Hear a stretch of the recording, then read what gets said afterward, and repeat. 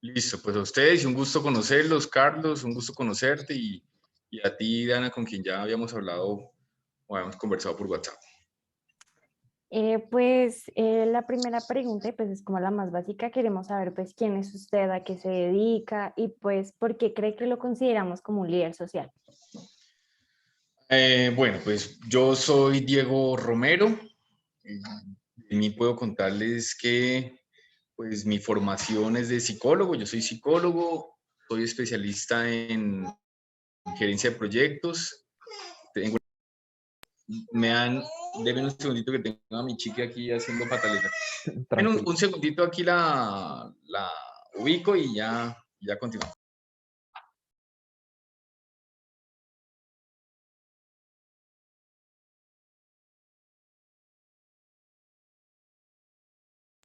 Ya listo, ya amarré a mi bebé. No, mentiras. Pues a ver qué les cuento. Pues, yo soy Diego Romero, entonces les contaba, bueno, soy psicólogo, de formación también soy especialista en proyectos, soy especialista en gobierno y en asuntos públicos y tengo una maestría en psicología. He trabajado en entidades públicas y privadas. El sector en donde yo siempre he estado ubicado es el sector social. Siempre he trabajado en el sector social desde hace ya más de 15 años de vida profesional y desde antes. Y el sector social en las ciencias sociales, pues está asociado es a las áreas en las cuales se tiene un trabajo con comunidad o se busca desarrollar positivamente una comunidad o un grupo de personas. Entonces, he estado en diferentes posiciones y en diferentes lugares. Aquí en Chía, que es mi municipio en el que yo vivo, soy ciudadano de Chía, el que yo quiero, pues he estado también realizando diferentes temas. Tengo procesos político-electorales aquí en el municipio de Chía, en Cundinamarca.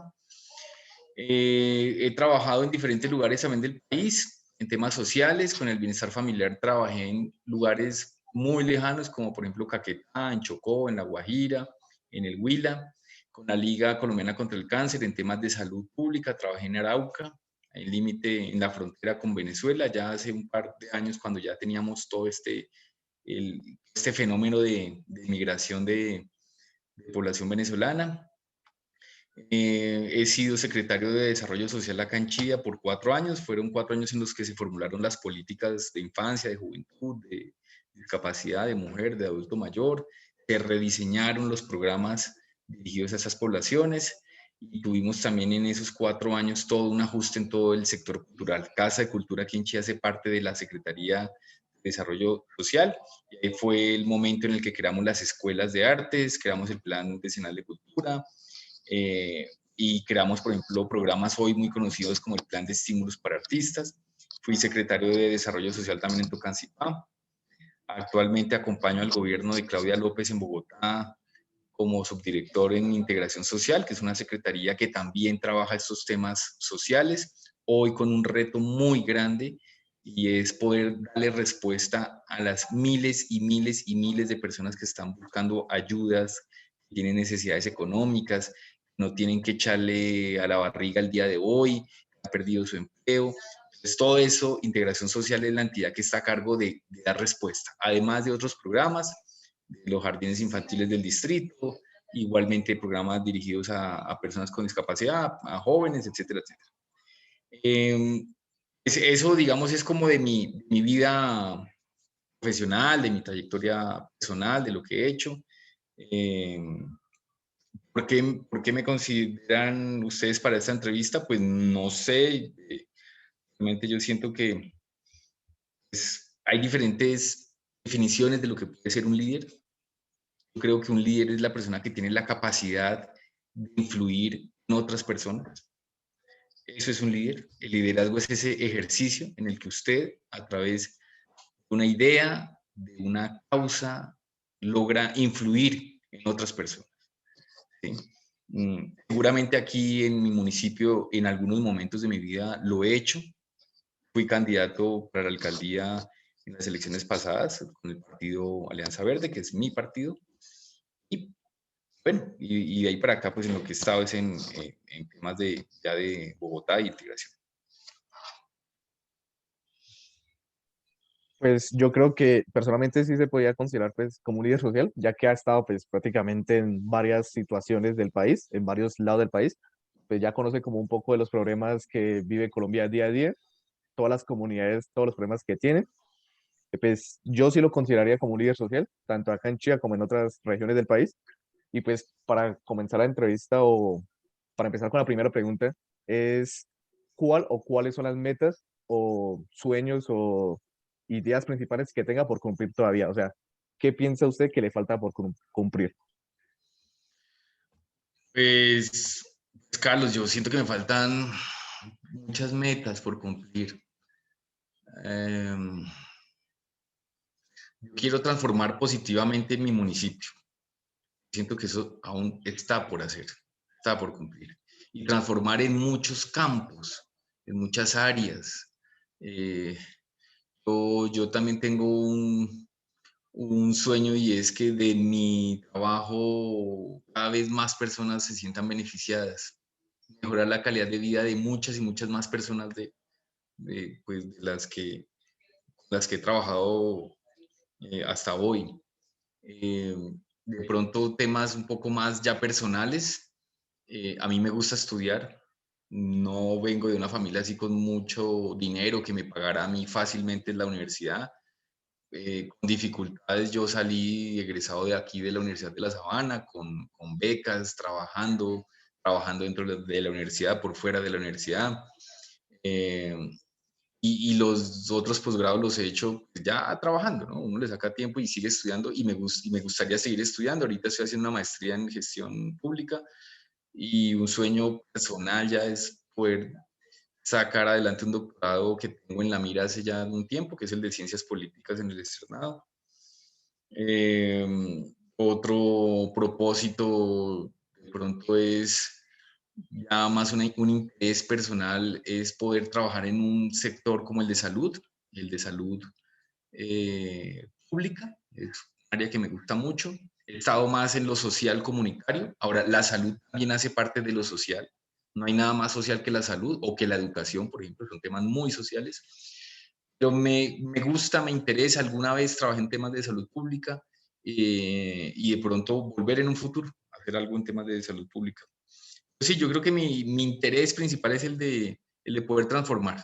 Y yo creo que es el interés no solamente mío, yo creo que de mucha gente. Sería muy aburrido, sería muy autómata, muy monótono cuando usted solamente hace algo por hacer, cuando se le vuelve repetitivo. Y la idea es que usted pueda tener un sueño de que lo que usted está haciendo sirva para algo y le sirva a los demás. ¿Sí? Esa es como mi intención. Pues yo siento la verdad que como que usted tiene como un espíritu de liderazgo un poco grande, pues, o sea, para mí como que un líder es aquella persona que logra influir en los demás de una manera positiva y que no simplemente piensa en su bienestar, sino ya va pensando en el bienestar de una comunidad y pues eso es bastante bueno. Y pues ya, de hecho, relacionándolo, pues nuestra segunda pregunta sería, ¿qué lo motivó a usted a ser un líder, como a dar su opinión, a decir yo pienso esto y quiero esto para la sociedad? Mm. Pues yo creo que todos tenemos inconformidades con algún tema. Yo creo que si les preguntara a ustedes qué no les gusta de su colegio, seguramente me van a decir, a mí no me gusta esto o no me gusta esto otro, ¿cierto? Y creo que es importante que esa inconformidad se pueda expresar, se pueda presentar correctamente y que la manera como usted lo presenta eh, genere solidaridad. Entonces yo creo que, no sé, yo siempre he tenido esas inquietudes comunitarias o sociales. No me gusta la desigualdad. Escogí una carrera que me permitiera trabajar con las demás personas. Yo jamás me imaginé en mi vida estar, no sé, trabajando en un tema de máquinas o todo el día frente a un computador, viendo cuadros de Excel, sino que me imaginaba era estar en comunidad trabajando con las personas, con algunos grupos. Desde siempre he tenido ese interés y digamos que lo que he hecho como que ha ido orientado hacia allá, ¿sí? Y además esto pues con un interés político, y un interés político claro, y ese es el de transformar, el de representar algunos intereses de las comunidades. Por ejemplo, no sé, cuando trabajé en La Guajira, municipios mucha riqueza, municipios de donde se extrae el carbón que se exporta del país, pero no tienen acueducto, no tienen alcantarillado. En las casas, mejor dicho, no hay un baño, para que me entiendan. Y esa es una realidad del país, esa desigualdad social. Lugares y sectores y zonas y regiones donde hay mucha riqueza, por ejemplo, minera, la que les digo, pero totalmente empobrecidos, empobrecidos. Entonces, digamos, esas desigualdades que en nuestro país no hay que ir a La Guajira para verlas. Aquí en nuestro municipio y en cualquier esquina se ven las desigualdades y las brechas que hay entre personas que tienen mucho y personas que no tienen absolutamente nada, personas que tienen muchas oportunidades y personas que no les ha tocado ni media en la vida. Entonces, solamente es poderlo expresar, poder canalizar eso y recoger los intereses de la gente. Ese no es un interés mío. Yo creo que más hoy en día hace 20 años, cuando yo era mucho más pelado, de pronto cuando tenía la edad de ustedes, o hace más de 20 años, no había como tanta movilización alrededor de estos temas. ¿Sí? Hoy sí se siente en el ambiente que tanto los jóvenes, la gente en general, se moviliza, lo de las redes sociales ha ayudado mucho. Entonces yo siento que eso cada vez es masivo, cada vez es más generalizada esa movilización. Entonces, pero hace 20 años todavía se sentía una violencia como está volviendo en estas épocas contra las personas que opinaban. Eh, Nosotros en el interior hemos tenido una ventaja y es que de alguna manera aquí está un poco más controlada la situación de orden público. Pero puntualmente yo lo que les digo es eso, o sea, pues, no sé, de pronto es un tema, un interés personal. Yo, como lo he dicho también, alguna vez fui profesor universitario en mi vida y si, seguramente si yo no me hubiera metido como a trabajar en temas comunitarios o a trabajar en temas más políticos, pues seguramente seguiría muy tranquilo trabajando desde un aula de clase en alguna universidad. Y ya, yo creo que debe haber un gusto, debe haber un interés personal por opinar sobre temas públicos. Pues sí, respecto a lo que pues, acaba de decir, yo creo que pues, uno de los problemas más grandes de Colombia son la falta de expresión y la desigualdad, ya que pues la mayoría de colombianos, pues también me incluyo, tenemos como ese miedo o esa falta de decisión de expresar nuestros problemas. O sea, estamos esperando de que llegue alguien para contar esos problemas y que esa persona los exponga.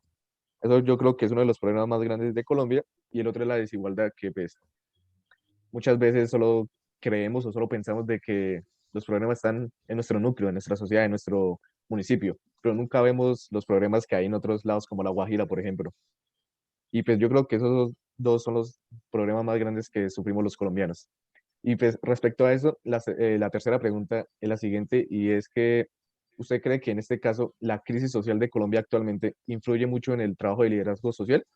¿O también por su parte pues ha recibido amenazas o ha sido excluida alguna comunidad por este trabajo? Carlos, tuve un inconveniente ahí con el audio. ¿Me puede volver a repetir la pregunta? Señor, ¿usted cree que en este caso, en la actualidad, la crisis social que está viviendo en Colombia ha influido mucho en este trabajo de liderazgo social? ¿Y usted ha recibido como amenazas o ha recibido como un poco de desaprobación por ese trabajo?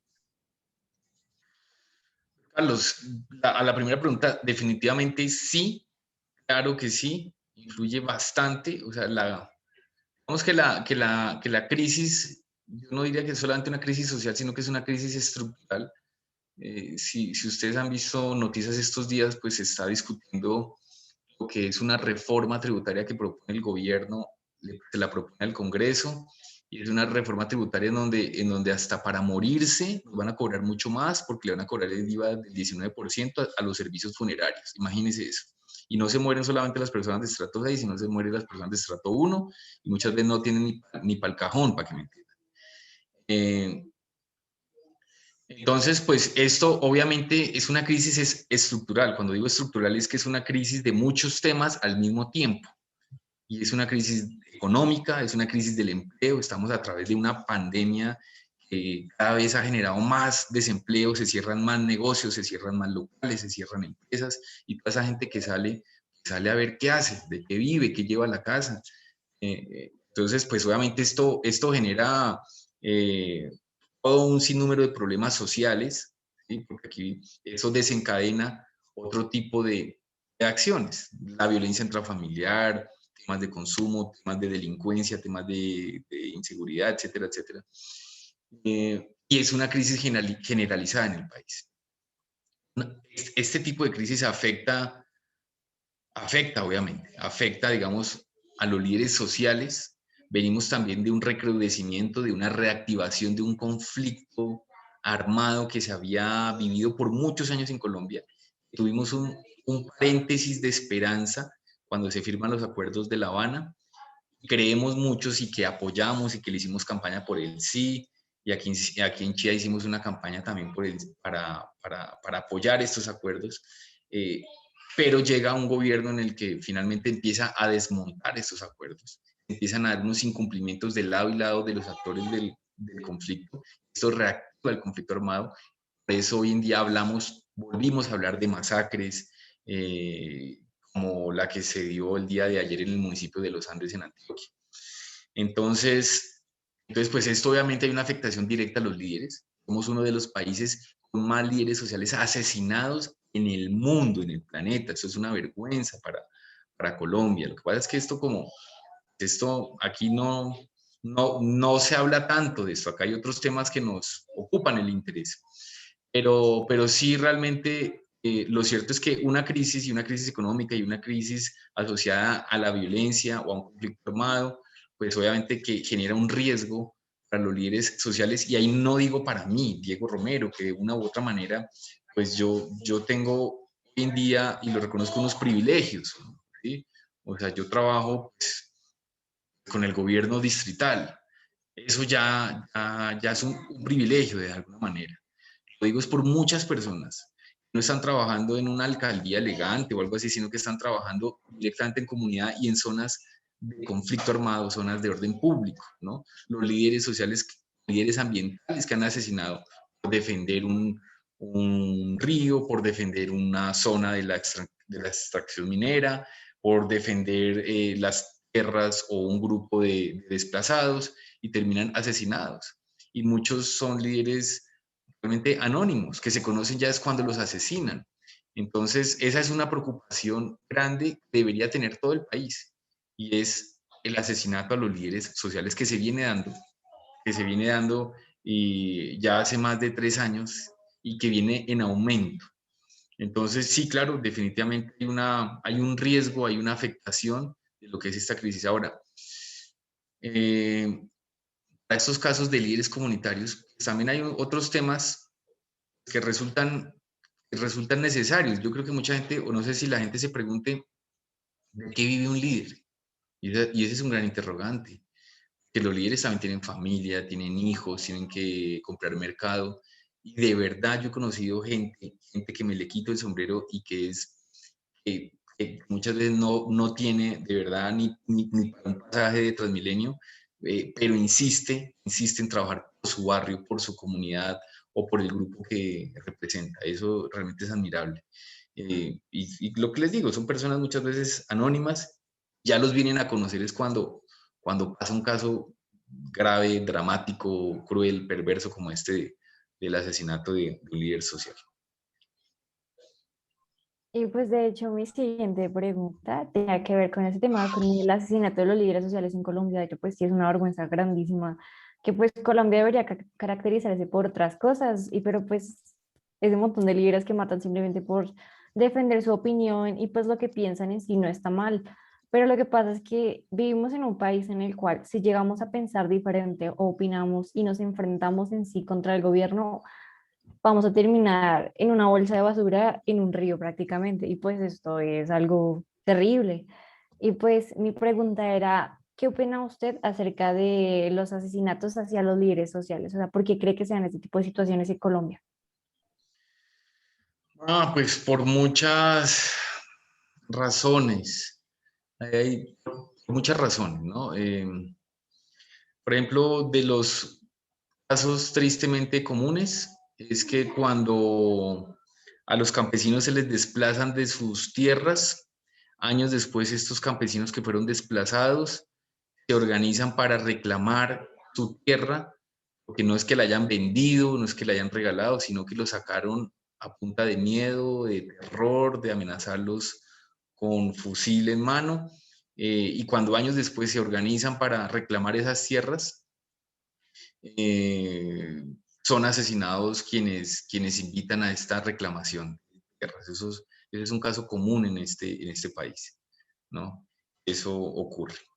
Líderes que se enfrentan a intereses de algunos grupos, no sé, por ejemplo, mineros, y no hablo de la minería legal, que realmente en este país, si la minería legal es un problema, la minería ilegal es un problema 100.000 veces más grande y más peligroso. Por lo menos la minería legal tiene unos controles ambientales. La minería ilegal es cualquier persona con máquinas y echando químicos para sacar un pedazo de piedra y contaminando ríos y contaminando bosques. Entonces, cualquier líder que denuncie esta situación, entonces corre el riesgo de ser asesinado. Entonces, son de los casos, son de las razones, y es porque son personas que finalmente defienden los derechos humanos, ¿no? Y bueno, ese es nuestro país. Sin embargo, también no quisiera yo como dejar ese mensaje pesimista, que mejor dicho, esto está llevado, que aquí no hay nada que hacer, que el que opine lo matan. No, eso tampoco es así, porque también se han dado muchos casos exitosos, casos que han salido bien, en donde por organización de comunidades, por la fuerza de algunos líderes, se logra que se le devuelvan tierras a campesinos como lo que les menciono, campesinos que fueron desplazados, o se ha logrado, por ejemplo, parar grandes obras o grandes proyectos de minería en páramos. Esto se ha logrado también gracias a la organización de comunidades y al trabajo de algunos líderes. Yo sí creo que no hay, la tarea de un líder o la fuerza de un líder no radica tanto en sus ideas o en su capacidad personal, sino más bien en la del equipo que lo acompaña, en poder movilizar. Usted puede sentirse un muy buen líder, pero si usted está solo, realmente, pues está solo. Aquí la fuerza la hace es un grupo que acompañe, que apoye, y que si hay que manifestarse no vaya el líder solito, sino que vaya mucha gente. Eso es clave. Pero del por qué las razones, las causas del asesinato de líderes son bastantes. Todos los factores que genera alguna afectación a un sector, a un grupo, principalmente ilegal, es un riesgo para la vida en este país. Sí, yo también concuerdo con ese punto y pues yo creo que a un líder social yo creo que lo más importante es el apoyo a la comunidad, ¿no? Porque pues como bien sabemos que los líderes sociales se encargan de velar por los derechos humanos y como de exponer las crisis que vive esa comunidad.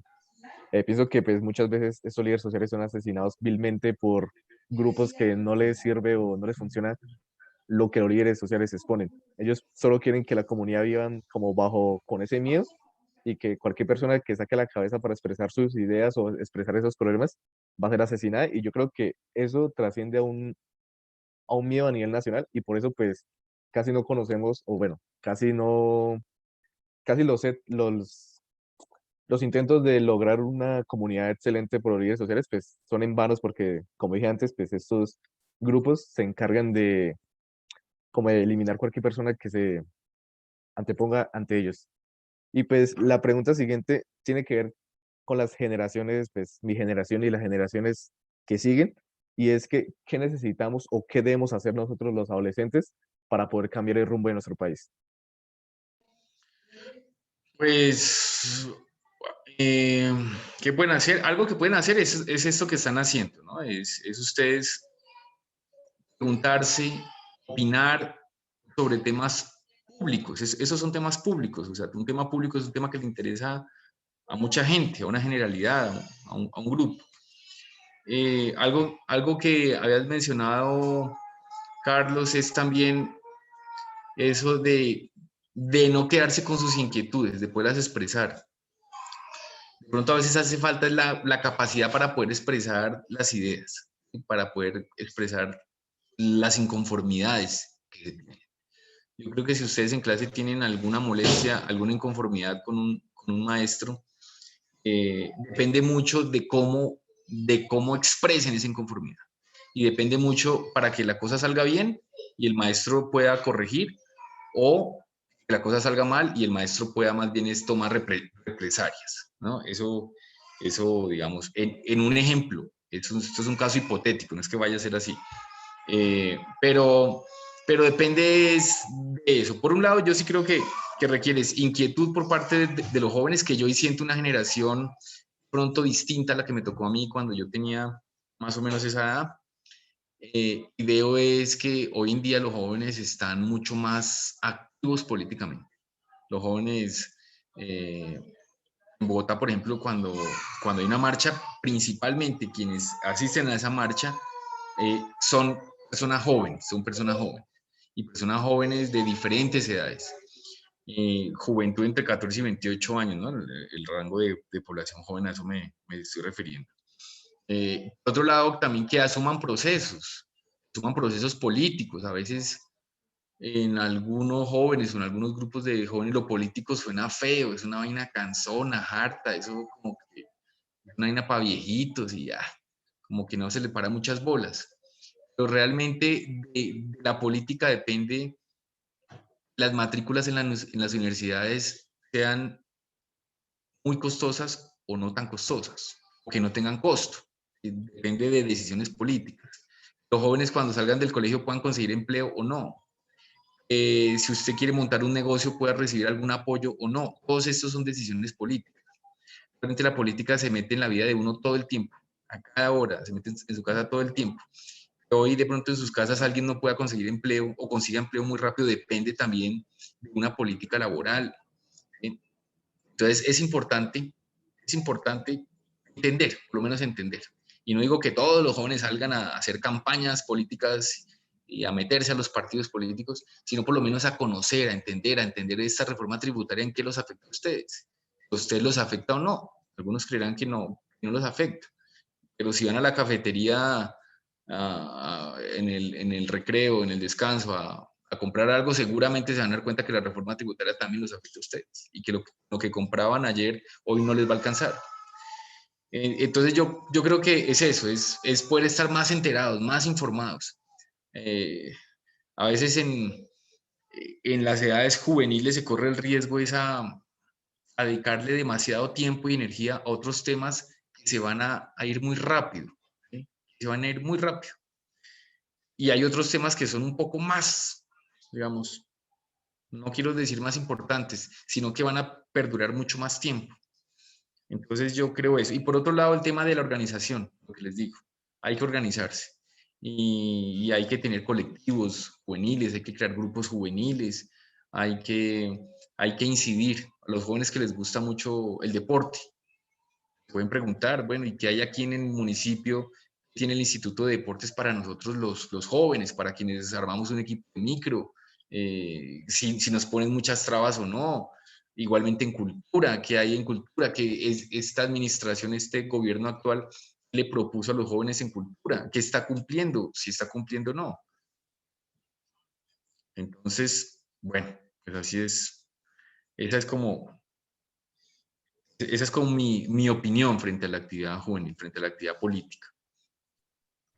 Pues a tener en cuenta mi opinión. Yo creo que los jóvenes últimamente como que sí intentamos pensar de qué será el futuro del país, pues porque en cierta parte suelta como que muy real la frase de los jóvenes son el futuro del país. Y pues lo que pasa es que, digamos, en mi caso, estamos pensando en estudiar para irnos del país. Entonces, ¿qué pasa si todos llegamos a tener ese pensamiento? ¿Sí? O sea, ¿qué va a suceder del país en un futuro?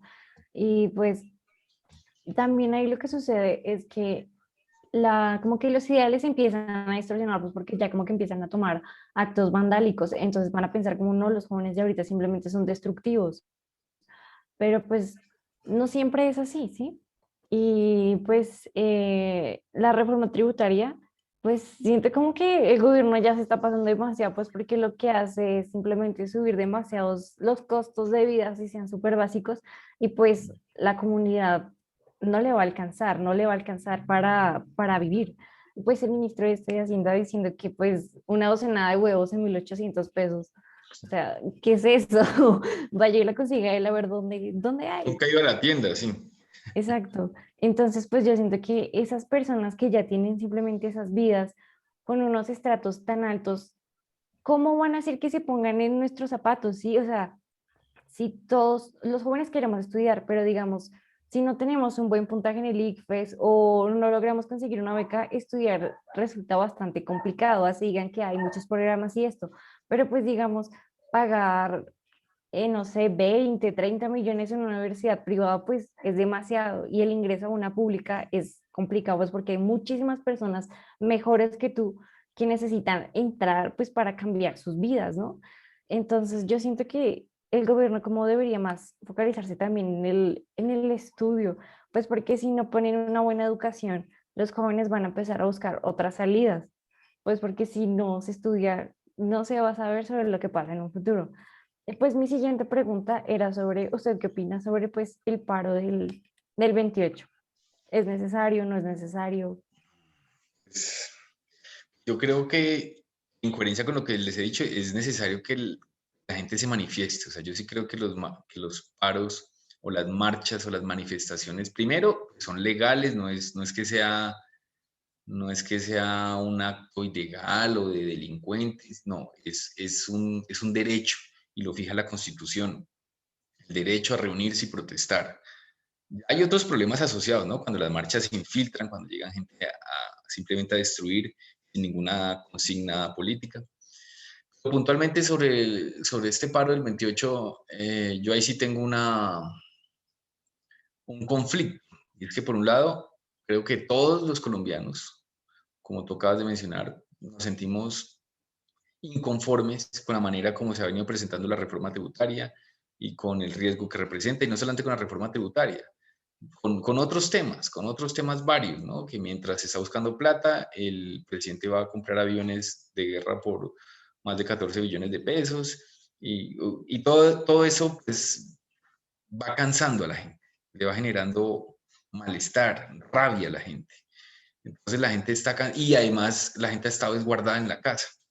Entonces la gente también quiere es protestar y manifestarse y no desde redes, sino allá en la Plaza de Bolívar para que los escuche el Congreso y los escuche el presidente. Sin embargo, estamos en un momento de tercer pico. El día de ayer hubo más muertos en Colombia como nunca antes había dado en la pandemia, razón del COVID, los muertos. Y por eso representa para mí un conflicto que en un momento en el que estamos con un pico del tercer pico alto del COVID, yo sí creería que la marcha, es una opinión mía, es una opinión personal, se podría programar por ahí para unos 15 días después. ¿Sí? No en este momento de tanto riesgo biológico que tenemos. Entonces, pero bueno, pues esa es no creo que a mí me paren bolas, creo que ya hay mucha gente que está organizada para el 28, pero que si es necesario manifestarse, sí. Que si eso va a servir para algo, no sé. A veces las marchas sirven, a veces no. Una marcha para que sirva tiene que estar muy bien enfocada, con un tema muy claro, tiene que ser de pronto hasta permanente muchas veces en el tiempo. Las marchas, las manifestaciones en la historia de la humanidad han servido, han funcionado, han logrado parar guerras. Aquí en Colombia también han servido para presionar gobiernos. Y esto se puede hacer. Yo también creo que es necesario que se muestre el descontento de la gente, pero por el tema del COVID yo sí diría, uy, ojalá se programara. Hoy ayer la alcaldesa sugirió también eso, que se corriera. La alcaldesa en Bogotá, Claudia, nunca se ha opuesto a las marchas. Cuando vino la minga y todo el mundo pedía que se cerrara la ciudad para que la minga indígena no entrara, ella le permitió el ingreso a la minga.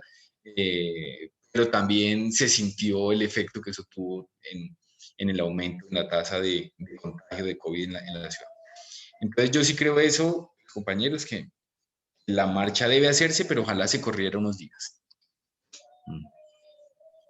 Pues yo también estoy de acuerdo con esa opinión. Pienso que la marcha pues debería aplazarse un poco porque pues como bien sabemos ya ahorita Bogotá está como en la alerta roja, la SUSI, ya no hay pues más camas para tener más gente y ahorita pues con la marcha del 28 yo creo que mucha gente va a terminar pues contagiada, pero también pienso que es una buena forma de pues de anteponerse contra la reforma tributaria, ya que pues prácticamente es como si le echaran la soga al cuello al pueblo colombiano, le van a subir el 19% a la canasta familiar, a todo, hasta los gastos funerarios, que me parece algo como un poco estúpido.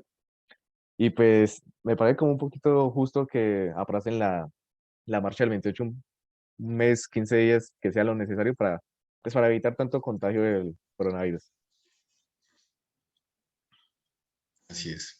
Bueno, no sé si tengan alguna otra pregunta, Dana o Carlos. Eh, No, no, pues señor, pues ya terminamos con no. las preguntas que teníamos planeadas, pues queda agradecer, muchas gracias por Sí, muchas aceptar gracias. esta entrevista, por explicarnos pues desde el punto de vista de un líder social y pues muchas gracias por estar acá, Diego. Sí, Bueno, pues Carlos y Dana, mil gracias a ustedes.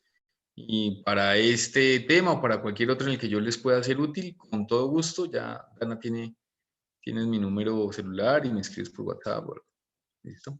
muchas gracias de verdad por participar. Esto nos sirvió hartísimo, pues desde la perspectiva de una persona pues ya mucho más adulta, con experiencia en estos ámbitos, pues mucho mejor, pues nuestra experiencia que pues es muy básica, así es como lo que nos dicen y todas esas cosas. Pero pues muchas gracias por estar aquí. Bueno, listo, que les vaya muy bien con la tarea.